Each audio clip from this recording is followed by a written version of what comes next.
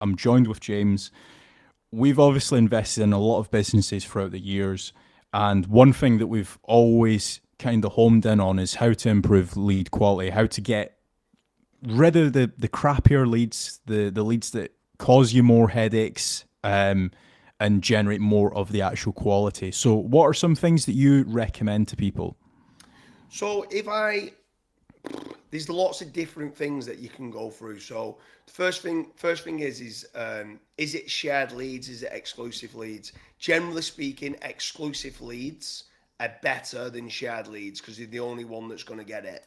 So you're not up against your competition. It's not a price down to the bottom. So exclusive leads make it a better type of lead.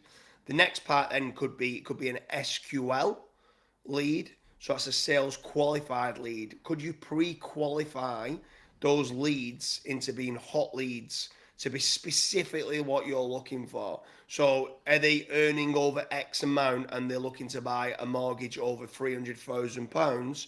That's what that mortgage broker might want. And if it falls below that threshold, they might not be able to help them. So if you can pre-qualify and be a sales and generate sales qualified leads, that's a lot better.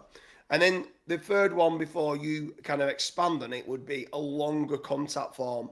So asking more questions at the front end, yes, it will slightly affect conversion rate on the website for how many people inquire, but the more data you get, the more you can segment and give it to the right company for specifically what they're looking for.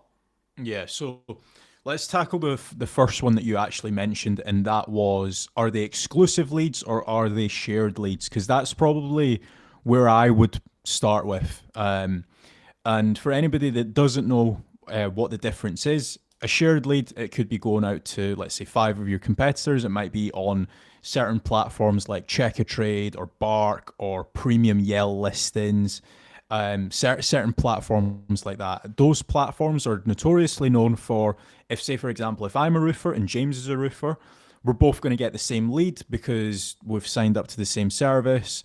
And again, we're just fighting for the cheapest price at that point. And I personally don't like doing that.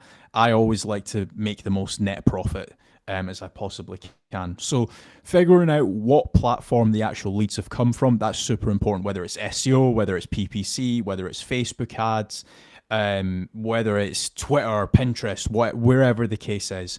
So I would definitely, if you haven't already, set up tracking on your contact form and try to actually figure out where are these leads coming from. Is it potentially your GMB, right?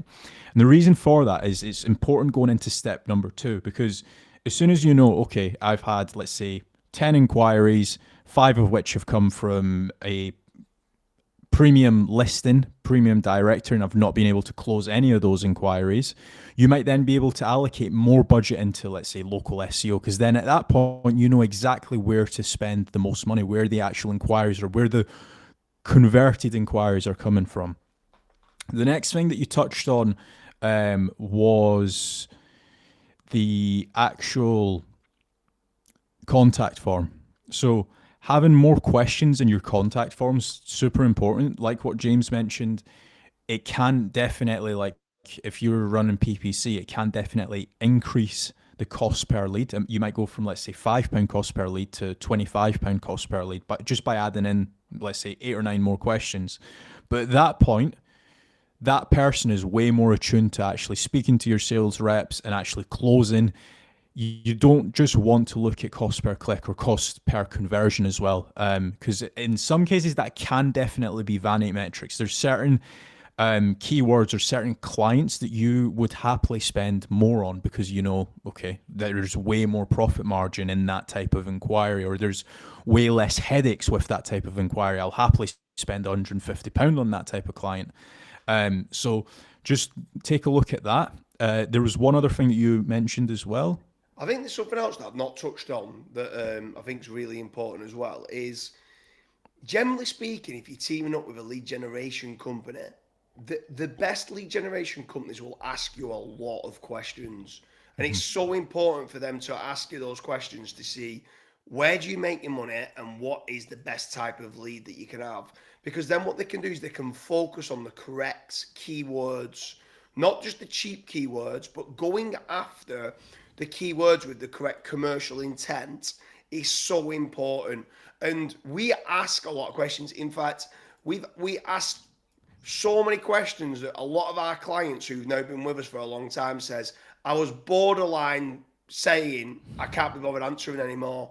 But that's kind of like, we want to ask you so many questions to live and breathe the industry so we understand exactly where you make money. And what the difference between that and a lot of other lead generation companies is they just care about volume, and everything's about volume, and it's not about the quantity of inquiries that you get. It's about the quality and the conversion. How much money are you going to get from them leads? I don't want to fill up a sales member of staff on £50,000 a year with 50 average leads. I'd sooner give them 5 quality leads that they're going to convert 3 or 4 out of them 5. That's what I want to do, and I want to nurture those leads as much as I can to go from just being a cold web lead to being a sales qualified lead, and trying to get that inquiry to be as good as it can be so that the salespeople can be converting. Yeah, definitely. So a few other things to touch on. I'm just looking at my notes here. So how to improve wrong notes. How to improve your lead quality. Another thing as well, if you're running PPC, obviously adding more keywords to your negative keyword list, that can definitely help. A lot of people, I don't know if you've seen this yourself, but a lot of people, they'll go and spend couple grand a month on PPC and they will never even set up a negative keyword list. Do you want to go through as to why that's important? Yeah, so obviously if someone's, let's say, an accountant, and then they're going after keywords for accountants Bolton, well, if they're going after those keywords, you don't know that as it starts coming through, people might be searching for jobs or careers or courses or an apprenticeship deal, and you're running those ads for customers, not for new staff. So you need to be making certain that anything that starts coming through that's not meeting the intent and the desired outcome of you winning more clients, at that point, they need loaded into the negative keyword list. So if there's any type of brands that you don't work with, put them into the negative keyword list. If there's like someone types in boiler and then they're looking for funding, and you don't do funding, you just do installation, be negative keyword listing that. So there's lots of different things of what you can be loading in there to make certain that that doesn't form part of your volume of inquiries, because you're not going to be converting them. A really good example of this that I saw lately is there was a company that installs double glazing windows in the UK, and they just spent, I think it was like £15,000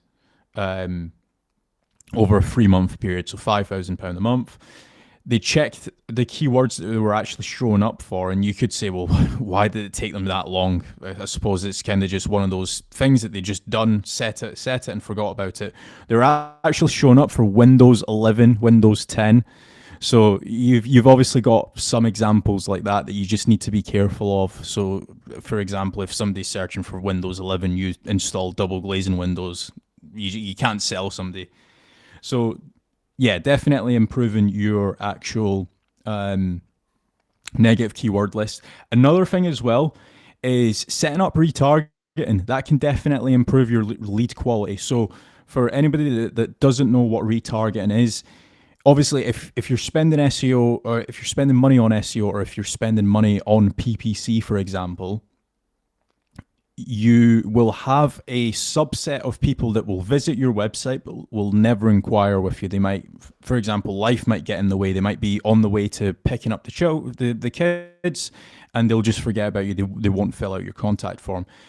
Retargeting is the practice of when they go on Facebook or Instagram, they will be shown a advertisement and they will essentially be trying to get pushed back onto your website to fill out that contact form. Typically speaking, retargeting leads are real high converting leads, mainly because they've already potentially searched for your product or your service. They've just forgot about you. So that's another way of improving lead quality. What other things as well would you recommend? That's everything. I think we've gone through everything now and improving lead quality in 2025. If anyone's got any questions, leave a comment in the comment section to see, are you doing anything different to improve the quality of the leads that you're having generated? Or if you are looking for more leads, more quality leads, that is, check out fatrank.com, fill in the form there and see whether you qualify for the lead generation service. Thanks for watching.